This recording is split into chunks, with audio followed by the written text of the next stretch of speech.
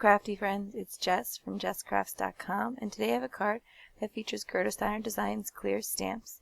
It's called Playful Kitten, and with this stamp set I wanted to create a big impact with one of the smaller stamps in the set. There's a little paw print in the set, and I decided to repeatedly stamp the paw print until it formed a J, because that's what my name starts with, but also because almost all the women in my family have J names, and so I knew that it could work going from me but also to them. And so I thought this would be a fun way to create kind of a custom card, in the sense of you could do any letter with a monogram, or you could do custom shapes like stars and hearts that you drew. Now, if you already had a stencil or a die cut that could cut out this large letter or the large shape for you, that you could easily create a stencil that way.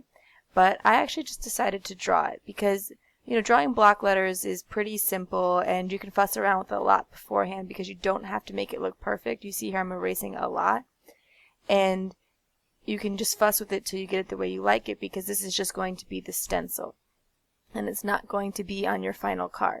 So I cut 2 panels of Georgia Pacific white cardstock with the Lawn Fawn Stitch rectangle die, so that way the 2 layers, the stencil and the final card layer, will be exactly the same, and I can layer them right on top of each other.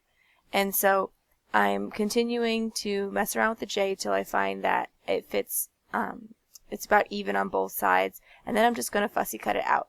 Now, because this stencil is only made with paper, it's obviously not going to be the sturdiest, most long-lasting stencil, and if you thought this was something that you were going to use a lot, you might want to use some kind of plastic, like a plastic divider, or some stencil material. But since I'm only going to be stamping on top of it and not spraying or inking, then this will last quite a while just being paper, which is perfect for me because, like I said, I know a lot of people whose names start with J and who enjoy kitties and might like this custom card.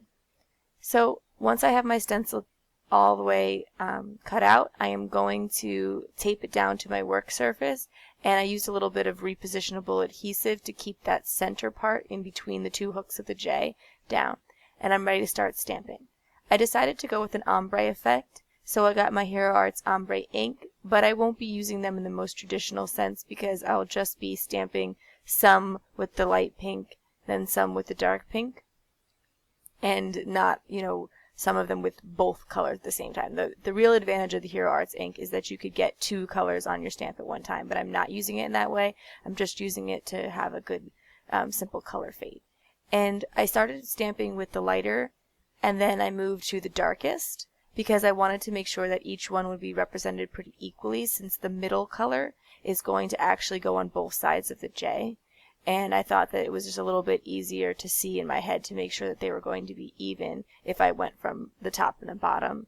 Because sometimes I have a tendency to overstamp the second color. And in order to get this effect, I am trying to make sure that I'm stamping the paw print in every direction, and so I'm make sure I turn it all the way around, for instance. But I'm also trying to make sure that I very frequently put the stamp over the edges of the stencil, so it creates that line of the J all the way around. Because you see with this rainbow version of the J, I didn't overlap the stencil at all. I didn't stamp it over the edge, and it doesn't read quite as solidly as a J. And so I was much happier with the results. And when there was a little part where I didn't get enough stamping over, I just laid the stencil back down and kept working on it till I got it the way that I liked it. And that was what was nice about making sure they perfectly lined up. So now here I'm looking at the Playful Kitten set and trying to decide how I will add the kitty cats to it. As mentioned before, a lot of the J names in my life are also big cat lovers like me, so this is going to be a perfect card for a lot of people, for me anyway. And I decided to stamp the little 2 cats that are playing with each other, and I looked at the different sentiments, and one of the things that I really like about clear stamps is how you can hold the packaging right over your card and see how the stamps will look. Like, you can tell if a sentiment is going to be too long or just right, and look at the positioning.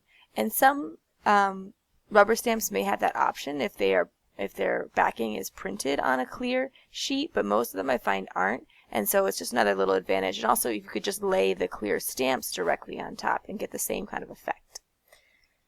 going to be coloring the cat's gray. It's one of my favorite colors to color cats, but also in this instance, for this card, I was thinking about my sister Jennifer, and she has gray cats, and so this card could work for her. And also my cat is gray, so I do have a tendency to color a lot of gray cats. I also colored them gray because I didn't want the colors to take away from the pink. If I had colored it orange, that might have really stood out against the pink, not made the pink the highlight as much.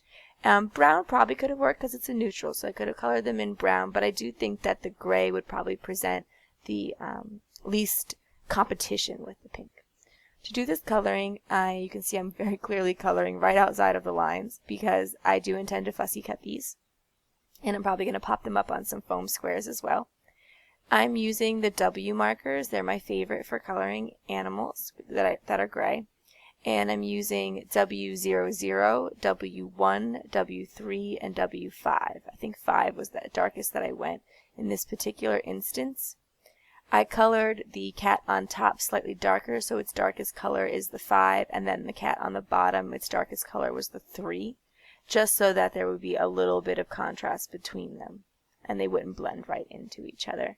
And then I just added a dot of pink in the noses and the ears.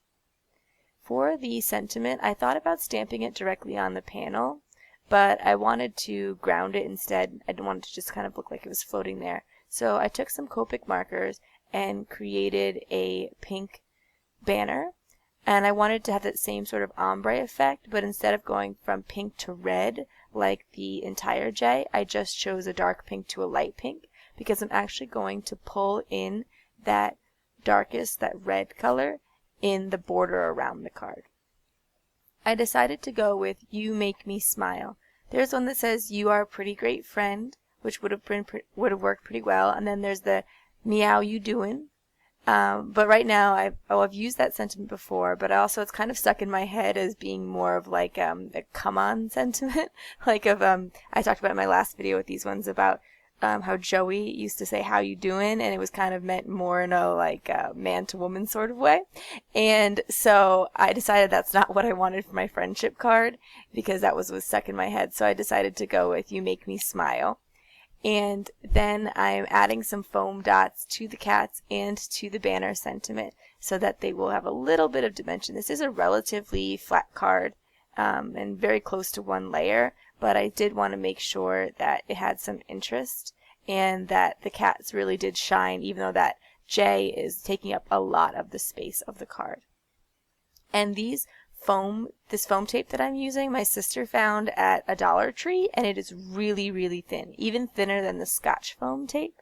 And I kind of like that because I think it will mail really easily. So if you have a Dollar Tree near you, I would definitely suggest checking that out because you can get a really great deal on some foam squares there.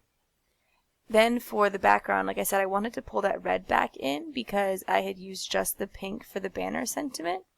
And so I am taking a slightly bigger piece of cardstock. This is the traditional size mat for an A2 size card.